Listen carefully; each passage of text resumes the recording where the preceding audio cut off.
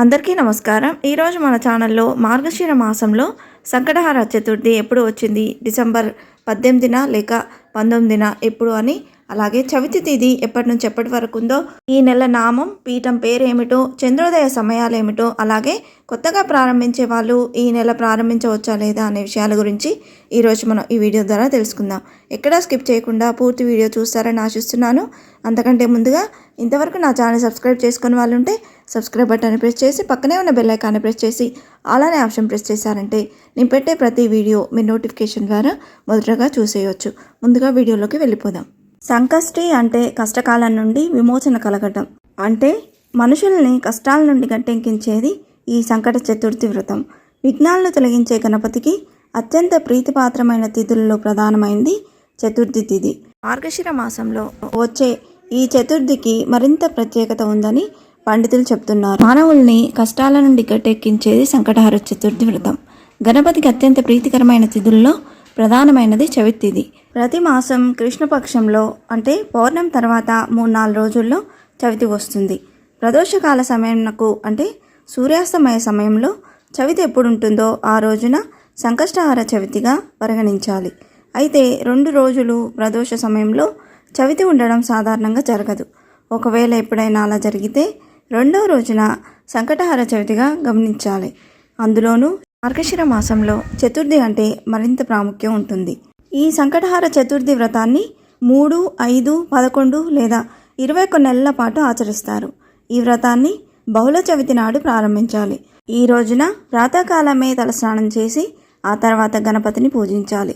1/2 metre పొడవున్న తెలుపు లేదా ఎరుపు రంగు జాకెట్ ముక్కను తీసుకొని వినాయకుడి ముందు పెట్టి దాన్ని పసుపు కుంకుమతో అలంకరణ చేయాలి। మనస్సులోని కోరికను తలుచుకొని 3 గుప్పిళ్ళ బియ్యాన్ని గుడ్డలో వేసిన తర్వాత తమలపాకుల్లో 2 ఎండు ఖర్జూరాలు 2 ఒక్కలు దక్షిణ పెట్టి మనసులోని కోరికను మరొకసారి తలుచుకొని మూట కట్టాలి। దీన్నే ముడుపు అంటాం। ఈ ముడుపును స్వామి ముందు పెట్టి ధూపం వెలిగించి కొబ్బరికాయ లేదా పళ్ళు స్వామికి నివేదించాలి।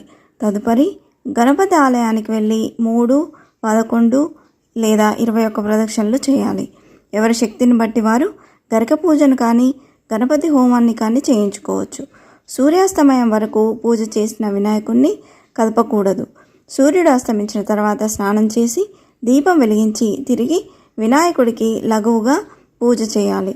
ఈ 2024వ సంవత్సరం డిసెంబర్ నెలలో సంకటహార చతుర్థి ఎప్పుడు వచ్చిందో ఇప్పుడు తెలుసుకుందాం। స్వస్తి శ్రీ చాంద్రమానేన శ్రీ క్రోధినామ సంవత్సరం హేమంత ఋతువు మార్గశిర మాసం బహుళపక్షం చతుర్థి తిథి డిసెంబర్ 18, 2024 బుధవారం ఉదయం 12:02 ప్రారంభమై డిసెంబర్ 19, 2024 గురువారం ఉదయం 12:08 ముగుస్తుందండి।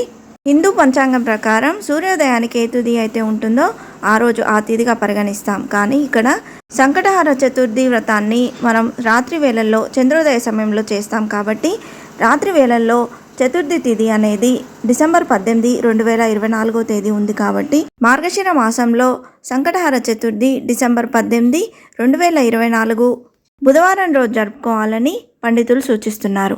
ఈ నెల వినాయకుని నామం పేరు ఆకురాత మహాగణపతిగా, అలాగే పీఠం పేరు దుర్గా పీఠంగా కొలుస్తాము। చంద్రోదయ సమయాలు డిసెంబర్ 18 బుధవారం రాత్రి 8:45 ఉందండి।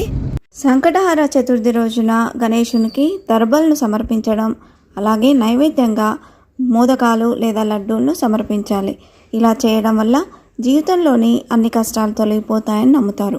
సంకటహార చతుర్థి రోజున ఓం గణ గణపతే నమః అనే మంత్రాన్ని 108 సార్లు పఠించి గణపతిని పూజించాలి। ఇలా చేయడం వల్ల ఐశ్వర్యం, ఆనందం, అదృష్టం పెరుగుతాయి అని పండితులు చెప్తున్నారు। ఇంతే ఫ్రెండ్స్, ఈ వీడియో మీకు నచ్చిందని ఆశిస్తున్నాను। ఇలాంటి ఇంట్రెస్టింగ్ వీడియోస్ కోసం please subscribe my channel and press the bell icon. అలాగే లైక్ చేయండి, షేర్ చేయండి। మీకు ఏమైనా సందేహం ఉంటే నా కమెంట్ బాక్స్లో పోస్ట్ చేయండి। Thanks for watching.